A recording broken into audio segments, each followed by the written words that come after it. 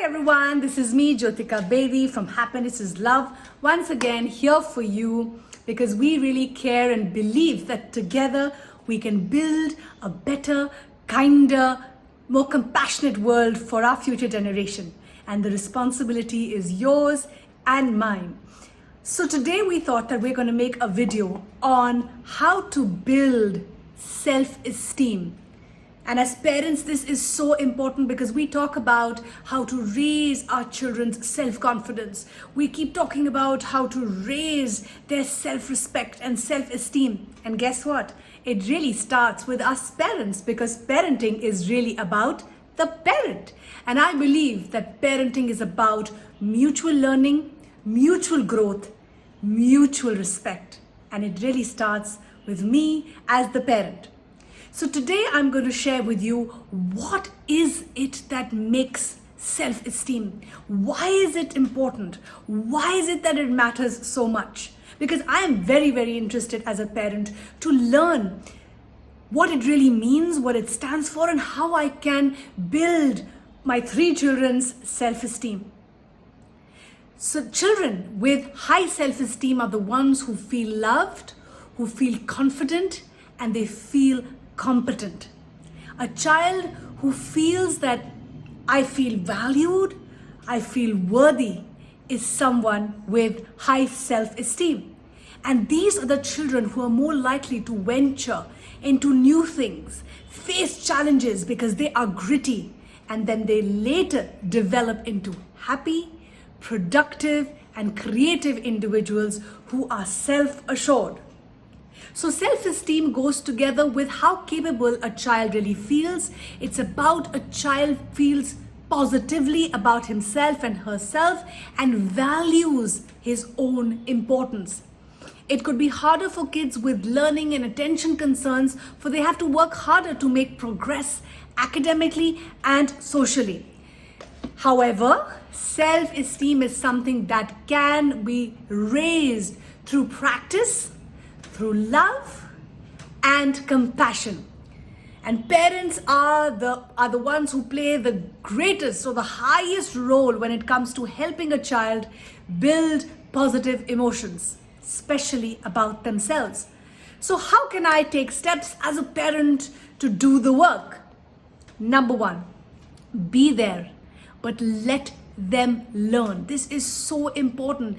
There is something to learn at each step, at each stage with your child, be it learning to walk or hold a cup of glass, dressing them up, or riding a bike. Teach your child first, but let them make mistakes.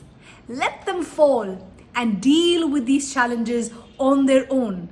Don't just go out there rushing to help them, but stay there, completely aware of the fact that your presence is enough for a child to weather any storm.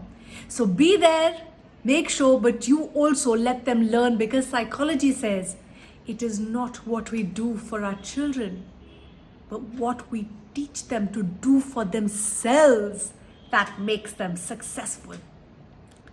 Number 2, offer genuine praise. Parents, whatever you will praise will grow. And it is your prime responsibility as a parent to point out positive qualities and attributes in your children. I have 3, so I make sure that I am attentive. I focus on what makes a particular child unique. So for instance, for my older who's 16, Arjun, I offer him genuine praise because he really is creative, he's artistic, highly imaginative. So every time I catch him thinking of an idea out of the box, I praise him. And whatever you will praise will grow, like I said. With my older twin, she's very, very compassionate and caring. So I point that out to her and praise those qualities. With my youngest, she's very organized and extremely humorous. So again, parents, it is very important for us to offer genuine praise to our children, which is heartfelt. And when you offer this to them, children then focus on what is good. And as they say, build what is strong along with fixing what is wrong. So children who are offered praise, for instance, that was a lovely dance, Ayana. Will put your child in a space where your child feels propelled that he or she has done well. Instead of just saying, oh, well, you tried, it's okay. Maybe you should practice a little more. Instead, I really liked how you paid attention to improving your movements. Keep up the practice, Ayana. You'll do better next time. So make sure you focus on the good and at the same time, give your inputs on things that need improvement. Third, pay attention to the effort. Praise progress. Point out to your children that I feel happy when I see you making progress. Don't just focus on the results and achievements. We all parents are guilty of this. By praising the child for his or her hard work and how she went about achieving what she did, you teach them that the process matters, that she is capable of overcoming difficulties. So what can you say? You can say something like, I'm proud of how hard you have been working on improving your spelling, Samana. Well done, keep it up. And you see it'll work wonders in building a positive relationship with you and will build your child's self-esteem. Because what we parents do is we are quick to judge, quick to correct, quick to critique. But make sure you focus on progress. Kids will then focus on effort more than results. Fourth, say no to harsh criticism. They say love does not hurt, words do. So as parents, we have to be mindful that our words, if are harsh, are unkind, will only hurt your relationship and will hurt the child. And as parents, we have to be cognizant of this fact that our words have to be soft. Our words have to be gentle. Be very mindful of what you say to your child and how you speak to your child. Give feedback, but don't be overly critical. What they hear about themselves directly impacts how they see themselves, how they feel about themselves. I talk to so many children. Because of the way they are talked to, they often feel that they are not good enough. They feel unworthy. They feel worthless. They feel I am not good enough. And if we as parents use harsh tonality, if the way we talk to them is harsh, it only hurts their feelings. If we say things like, you are so irresponsible, you are just so lazy, Arjun, you're just so dumb. This only has a negative toll on their self-esteem and their confidence. We all know this. We have to be patient. We have to be mindful of the words that come out of our mouth, because once they do, they cannot be taken back. And this really impacts the children's tender mind. So instead you can say, okay, Arjun, you made a mistake. I see where you're coming from. Now let's see how can we solve this and not make the same mistake next time. Focusing on the next time, because the past is already gone, it's already done, gives them specific goals to work on. It shows to them that, okay, I've made a mistake, but I will learn from this mistake and I will not repeat this mistake. The key is to talk about challenges, talk about your challenges, talk about your mistakes, because this will then make the child not feel so bad about himself or herself, but rather it will motivate the child to improve himself. Because you cannot expect a child to behave better by making a child feel bad. We have to make a child feel better for him or her to behave better. It's really that simple, parents. Fifth, it's okay to not be perfect. I work with so many parents who are seeking perfection from their children. Parents, perfection is only an illusion.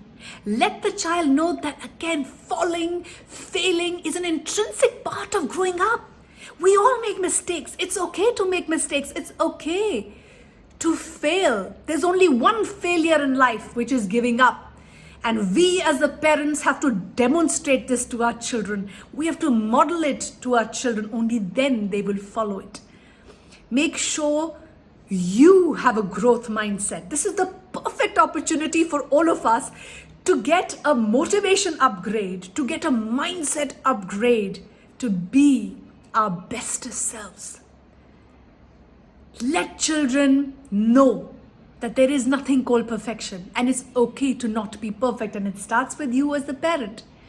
Make sure that children take things in their stride and move forward. Show your child that there are solutions to mistakes. For instance, if your toddler spills food on his clothes, don't say, "How careless." Instead, be gentle and say, in a calm tone of voice, with positive facial expressions, "It's fine. You spilled the milk. However, next time we will try eating slowly with pauses." Is that okay, Ayana? When you demonstrate this to your children, you will come across as kinder, and your children will follow the same style of communicating. Sixth, focus on growth, on strengths. Help your children identify their core strengths so that they can lead with them. They can magnify those strengths. They can own them and thank the Lord for them. Help your child understand that there is always scope for growth and change. Help them reframe their negative thoughts about their weaknesses, because we as parents, what do? We focus more on the weaknesses. We focus more on areas that need improvement than focusing on the strengths. So make sure that you as a parent is highlighting and magnifying and celebrating your child's unique strengths and qualities. For instance, for Arjun, our older, he's artistic, he's enterprising, and he's a persuader. So every time we see him demonstrating that, by building his network, by focusing on his passion project, we make sure that we applaud him for it. We remind him on those days when he's not feeling good about himself, on focusing on his strengths, because this boosts his self-esteem. This boosts his self-confidence. He starts to believe that I am capable, I am confident, I am competent, and I can do it. And this is the only way we can help our children, by guiding them and helping them understand that we all have our core strengths. And believe me, if we all were leading from our strengths and we were all able to identify our core strengths and help others find their core strengths, we would only have a kinder and a better world, because each one will be feeling more self-confident and self-assured about who it is that we are. And this is what we need to do as parents. Next, be a good role model. Parenting is about modeling what you want your child to be. The greatest gift you can give your child is to be who you want your child to be. You want to raise a happy child? You have to invest in your happiness growth. You want to raise a hardworking, helpful, healthy, honest child? Guess what? The work has to be done by you, because you have to lead the way. There are only 3 principles of parenting: lead by your example, lead by your example, and lead by your example. Because children don't follow our advice, they only follow our example. Remember, when children learn something, they learn by observing. They learn by modeling your behaviors, because you are their guide. Through your behavior, they will be able to value themselves. They will be able to understand the world around them. If you only focus on weaknesses, your own weaknesses, where would you have the time to focus on praising and helping them grow their strengths? For example, let's say if baking desserts is a problem for your teenager or your toddler, accept it. Say next time you're going to get a friend's help and ensure that you follow baking measurements, etc. in the right way. What does this do? This makes sure that you are owning up that you don't know everything. You are a good role model because you're okay to reach out and seek others' help. And you are honest and you are conscious that you want to take steps to help your child, to guide your child. And when you put efforts in demonstrating to your children that you don't know everything, then what do? You earn your child's respect. Your child also learns that it's okay. Nobody knows everything about everything, and we are all learners, lifelong learners, because life never stops teaching us. So make sure that if you want to teach your children to clean the mess, you please clean the mess and help them clean the mess. If you want them to get a job done, make sure that you do it with them so that you can get their buy-in as well. 8th, assign age-appropriate chores. There was a study done which revealed that children who do home chores are the ones who grow up to be independent and responsible adults. Make sure that you assign responsibilities, basic tasks such as setting the table, cleaning your desk, folding the laundry, small basic tools to help children complete their tasks, and then make sure that you praise them for it so that it'll boost their sense of self and independence. 9th, value of giving. Please teach your children the value of giving. Self-esteem grows when kids realize that they can make a difference to the world around them. Giving not just makes them feel good, it strengthens their sense of empathy as well. Consider taking them to an orphanage or an old age home, or starting a fund for the needy and helping them distribute clothes and food to those who are not as privileged as us. You could take up a service project and encourage them to contribute in that project. This will help by your children learn the most important lesson, that the purpose of our lives is really to help and give. 10th, avoid comparison and sarcasm. This is a big one. We appreciate our children's unique strengths and qualities, but sometimes we compare and we use sarcasm to motivate them. If your child is good at language and not math, while the cousin or the other sibling is good at letter writing, don't worry, or creative writing, don't worry. Don't let your child feel low about it. You could teach her maths while providing opportunity to build her language skills further. For instance, I have very, very poor mathematical abilities, so I have sought my friend's help who helps my children with math. And on the other hand, I am good at helping them develop their communication skills, so I work on what I'm good at with them. Avoid sarcasm when you're angry, because unintentionally we all are guilty of this. We belittle our children's emotions. Remember, if a child makes a mistake, it is the behavior or the action that irritates you, not the child. So separate the behavior from the child. Focus on the action. Illustrate this difference to your child very carefully. It will help them believe that he or she isn't unloved. Instead, he or she can change his actions to get back on the path. 11th, spend quality time. Children spell and define love as time. The time you give your children is priceless. It is the most precious thing. It's the only way to build that bond. Whether it is dinner time, playing together, going for a bike ride, exercising together, doing talkie time. In our house, we have the ritual called talkie time. Before we all go to bed, we cuddle up, we hug, we talk about our day, and we just laugh and bond and act goofy. Tell them if there's something that's bothering you in your mind. Tell them, ask them what do they think of a challenge that you may be going through. Involve them in your life. Only then, when they are teenagers, will they involve you in theirs. Make sure that you are interested in their school life, in the activities that they are pursuing, things that they love, their fears. This will only deepen your bond. 12, empower through trust and freedom. Freedom and trust are essential for a holistic growth of a child. In the beginning, however, you could empower them by giving a set of predetermined choices that you and your spouse have set, and allow them the freedom to pursue it. For instance, you could provide an array of extracurricular activities, but let the child pick what he or she wants according to the age of the child. Enabling your child to make simple choices trusting his or her decision and giving them the wings to fly will only help build their self-esteem, build their self-confidence.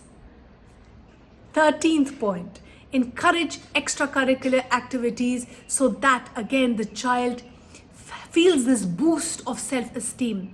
Whether it is dancing, music, coding, sports, whatever they enjoy, make sure you encourage them and hone those skills in areas of their interest. Next, the most important, the old-fashioned or technique of storytelling. The best way to give our children education is to tell them stories. It's the best way to engage with them, to bond with them, to laugh with them. Nothing inspires children more than the stories that you tell them. In fact, they say, you are the stories you tell your children. You are the story that you tell yourself. And then you become the story the world tells about you. I often talk to my children about all the fun things that we did as children and all the mischiefs and the mistakes, and they love it. They laugh. They enjoy it so much. When we sit together, they often ask me, Mama, please tell us your childhood stories. And it's really the best time together by just laughing and being ourselves. And through these stories, you can also impart important values and life lessons, because your children then they remember these stories and the lesson that you shared with them. So I know parents, I've given you a whole lot of tools and techniques to work with your children to help them build their self-esteem, their self-confidence.